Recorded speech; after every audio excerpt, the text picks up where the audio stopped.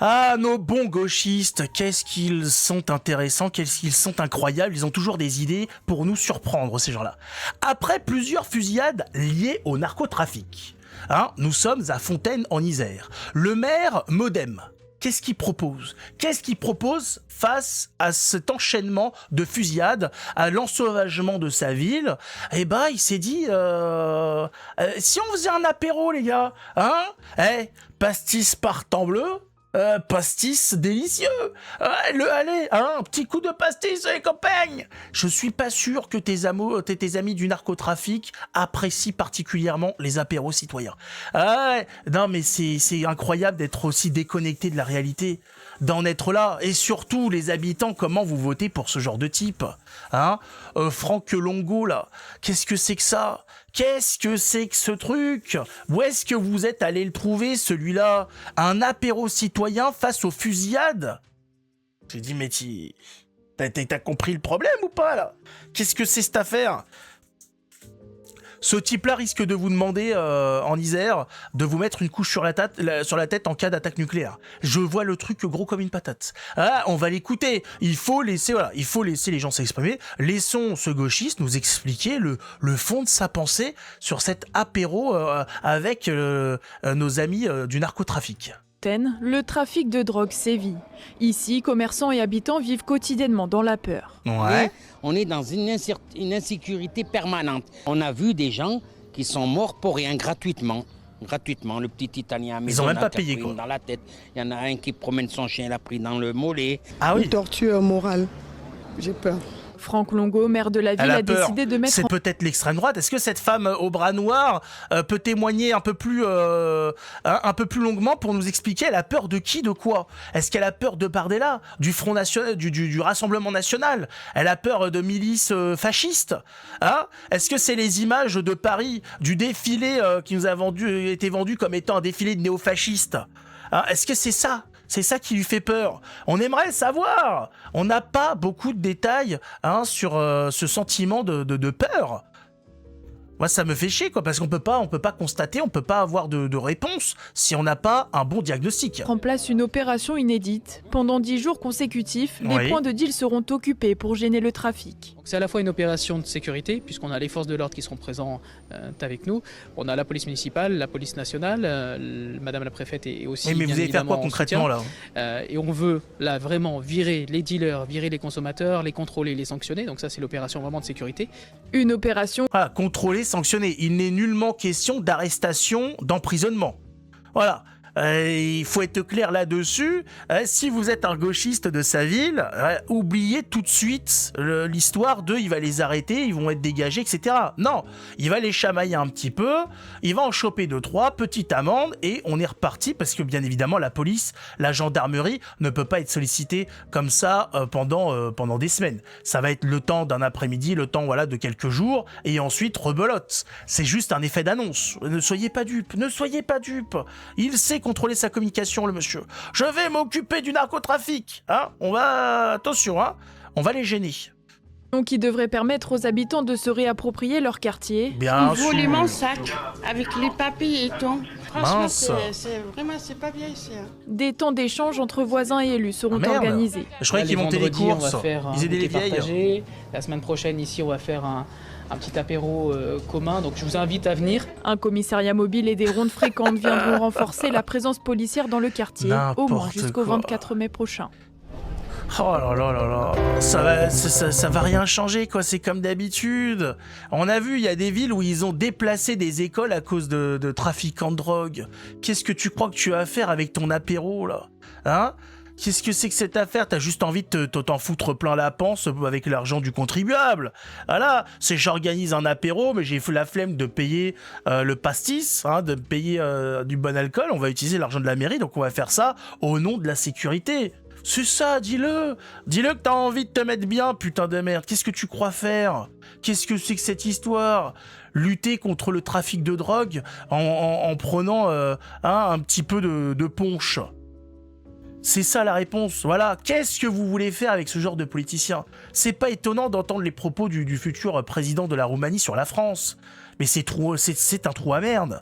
Nous sommes dans un trou à merde et les élus en poste ne vont rien arranger, voire vont empirer les choses.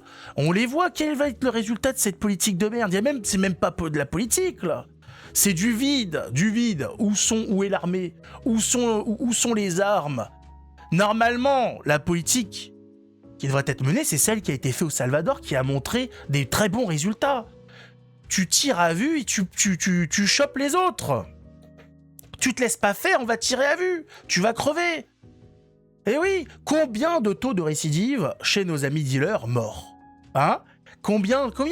0. Eh oui, très difficile de retourner dans un point de deal quand on est un narcotrafiquant mort. On n'a pas encore vu ça. À part dans le clip Thriller, avec Michael Jackson, normalement les morts-vivants n'existent pas. Jusqu'à maintenant, à part peut-être Brigitte Macron, qui est une expérience à part, je rappelle, c'est une femme à bite, donc tout ça, il y a des paramètres très complexes dans cette équation. Dans la vie de tous les jours, là, il n'y a pas des Brigitte dans tous les coins. Il me semble qu'une fois que notre ami, le vendeur de drogue, se retrouve avec un trou de balle dans la tête, le trafic de drogue. J'ai peine à croire qu'il puisse revendre de la drogue le lendemain. Et j'ai peur que ce soit pas possible. Maintenant, le souci, c'est est-ce que ces gens-là ont vraiment envie de changer tout ça ? Je rappelle que cette peur, que ce quotidien terrifiant permet aux gens de ne pas pouvoir se coaliser face à un gouvernement oppresseur. Il faut le dire, foutre le bordel dans la société horizontale permet de casser le combat vertical à l'encontre de l'État voleur, l'État mafia. Donc on le sait qu'ils veulent maintenir tout ça. Ils veulent pas d'une société prospère, parce que si les gens n'ont pas de problème dans leur quotidien, ils peuvent commencer à s'occuper des problèmes qui se passent en haut. On le sait très bien, ce type-là est un connard. Voilà, je dis les termes, je pose les termes. C'est un fils de pute. Voilà, je suis désolé pour sa maman, mais il y a des termes qui doivent être dits. Il le veut tout ça. Il l'entretient. Arrêtons de se cacher derrière son petit doigt, ou derrière l'anus du voisin. On n'a rien à faire là. Il va falloir que les gens prennent leur destin en main dans les villes. On le dit, arrêtez d'attendre après la police, après votre maire, etc. Organisez-vous pour avoir des villes prospères, votre village prospère, votre petit quartier, etc. Eux ne feront rien. Occupez la zone, faites comme vous voulez. Je m'embête, ça ne me regarde pas. Voilà. Mais n'attendez rien de ces gens-là, puisqu'ils sont le problème. Ils sont ceux qui ont créé le problème, ceux qui ont importé le problème, et ceux qui font en sorte qu'ils continuent. Donc qu'est-ce que vous allez leur demander de changer quoi ? Et ils sont là, mais non, mais on le veut ce problème. Ça permet de continuer à nous engraisser sur votre dos. Eh oui. Parce que vous passez votre temps, vous, à faire attention et puis à demander à l'aide. Ce qui fait que nous, on peut vous niquer tranquillement. On le dit, on le répète, mais que voulez-vous ? Beaucoup de gens ne saisissent pas la chose, s'arrêtent au problème qu'il y a devant leurs yeux. Ils voient pas plus loin que le bout de leur nez, alors qu'on le sait, tout ça est maintenu par l'État. Ils ont les statistiques, ils ont les moyens. On a largement les moyens en France. Si le Salvador a réussi à nettoyer avec le taux de meurtre qu'ils avaient par habitant, les cartels, les gangs qu'ils avaient, c'est nous en France, c'est nettoyé très rapidement. Faut arrêter de nous casser les couilles. Après, en plus, une fois les premières semaines bien énervé, le reste, ça coule tout seul. Les autres vont se calmer très vite. Après une centaine, quelques milliers de morts, je peux vous assurer qu'une bonne partie se sera barrée de France, et l'autre partie, soit décidera de se casser du narcotrafic, ou sera amené à être arrêté dans les jours, semaines qui suivent. C'est pas plus compliqué que ça. Faut arrêter de nous dire non, mais les problèmes, vous savez, c'est plus compliqué qu'on ne le pense. Non, c'est pas plus compliqué, non. Arrête de te foutre de la gueule du monde. C'est juste que vous ne voulez pas régler les problèmes. Vous êtes des parasites et il faut que l'autre soit occupé avec d'autres problèmes pour pas vous voir. On le sait.